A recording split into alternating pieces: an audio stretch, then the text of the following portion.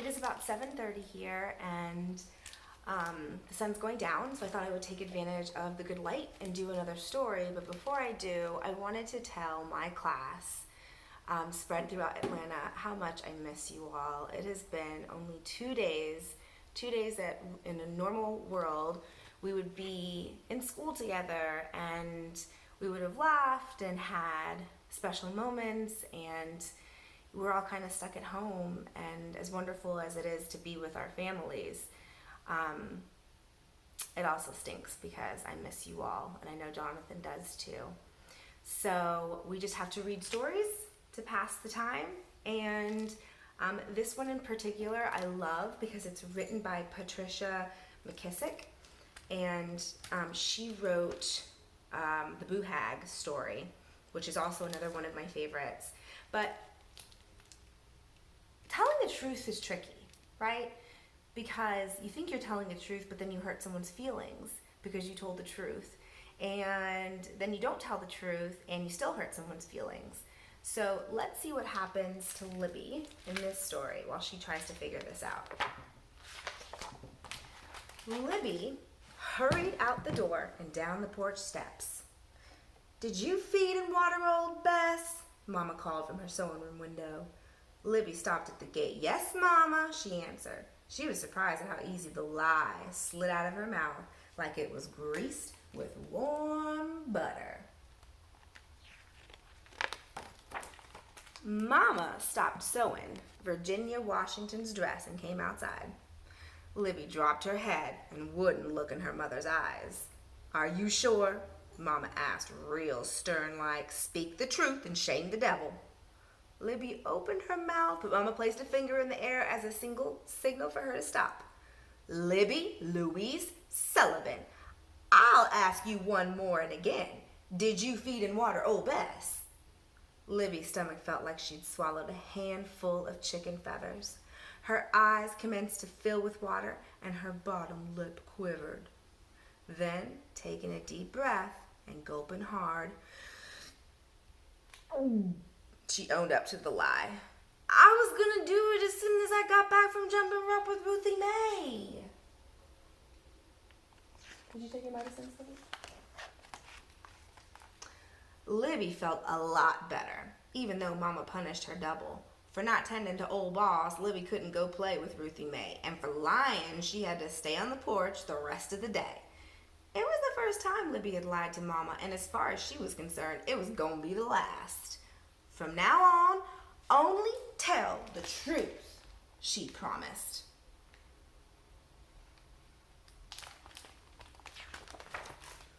All the children from Brayersville were gathered outside the small church, waiting on Sunday school to begin. Everybody was admiring Ruthie Mae's new dress and matching hat when Libby came skipping up. "Morning, everybody. Morning, Ruthie Mae," she spoke all nice. "I like your outfit. It's real pretty, but you got a hole in your sock." All eyes went from the hat to the dress to the hole. Meanwhile, Libby skipped up the steps and inside the church without ever noticing the hurt on her best friend's face. Do you want to listen to it? You can come over. Sophia snuck down. Say hi, Sophie. This is my daughter, Sophia. You want to sit over there so you can see the pictures? Service ended, and same as always, Libby asked Ruthie Mae to walk home. "No and no again," Ruthie Mae glared at her. Libby was purely surprised. "What did I do?" "You told the world I had a hole in my sock." "Well, it was the truth," Libby pronounced, feeling satisfied. "It was plain mean," replied Ruthie Mae, and she hurried away.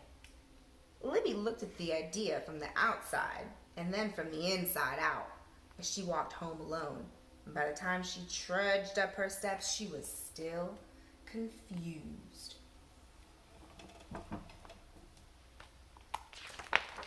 The next morning, Libby joined a group of friends on the way to school. "Did you do your geography homework?" Willie asked Libby. "It was easy," she answered. "Not for me. I didn't understand it, so I didn't do it."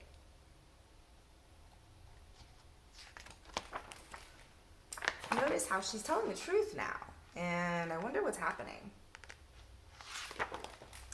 First thing in class, Libby started waving her hand. Me, Miss Jackson. Me, Miss Jackson. Has anybody here done that? When the teacher called on her, Libby announced, Willie don't got his geography homework.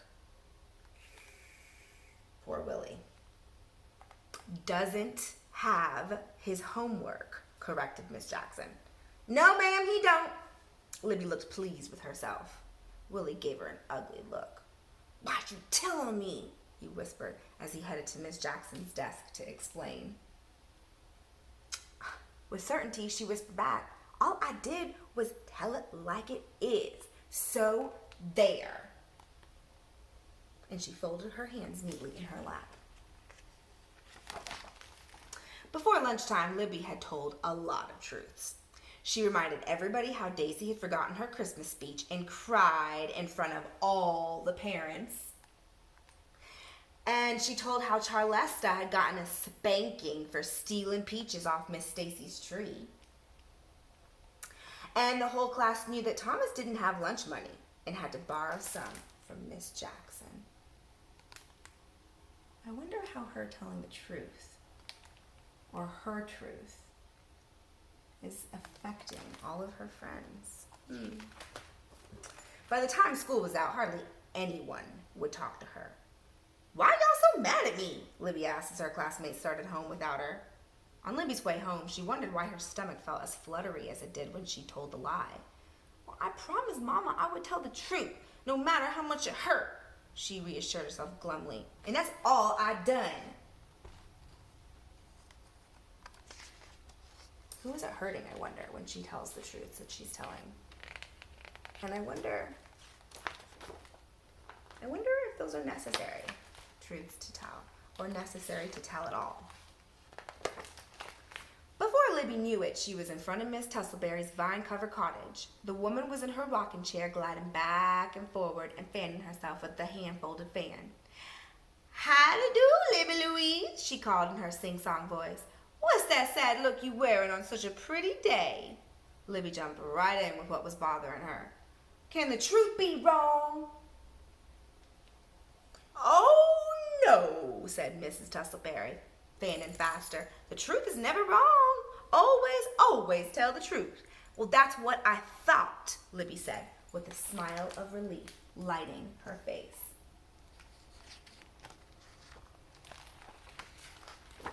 Wonder if she asked the right question. Miss Tussleberry leaned over the rail to pluck a bloom from one of the vines that grew all over her yard and up her house. Don't you think my garden is lovely? Libby thought on it. Ordinarily, she would have just said yes, for fear of sounding sassy. But that wasn't the truth. So, polite as you please, she answered. Miss Tussleberry, truly and honestly, your yard looks like a jungle. Well, I declare, said Miss Tussleberry, gasping. Oh, don't be mad, Libby pleaded, but it was too late. Miss Tussleberry rushed inside her house and slammed the door.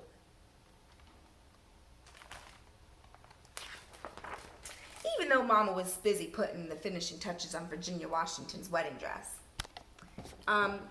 she still took time to listen to Libby's problem. Well, I feel something awful.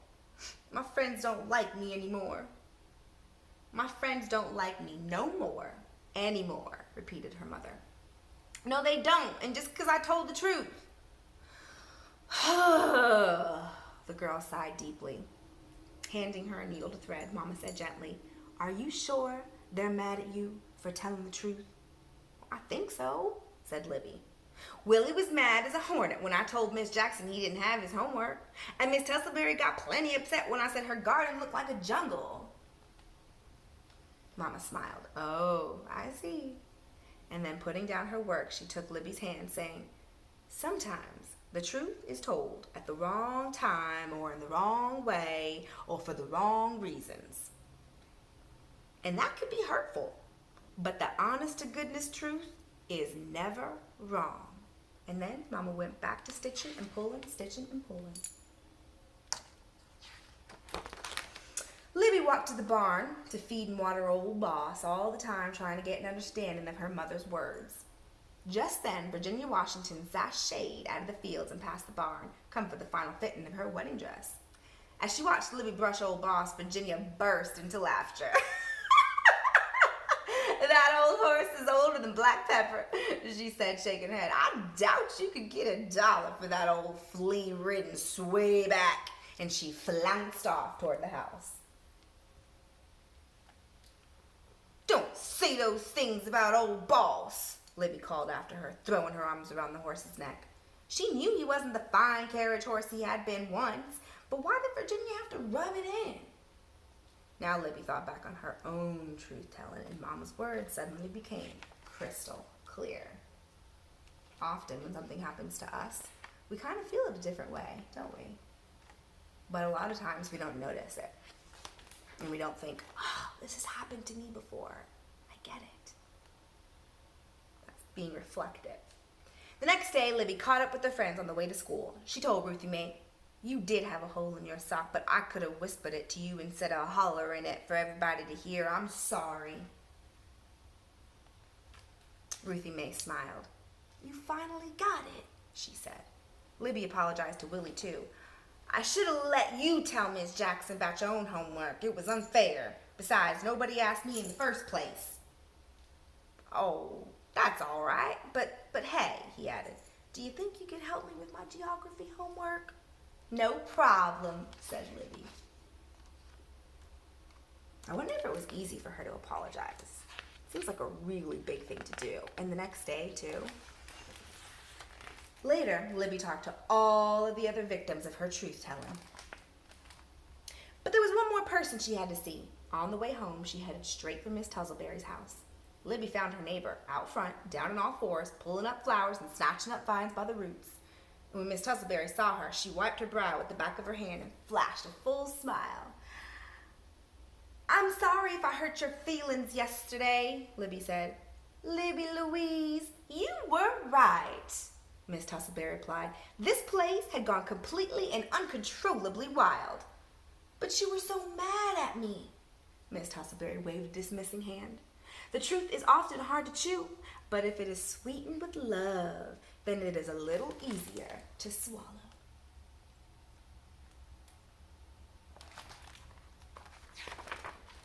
Libby really did understand. She picked up a hoe and began helping.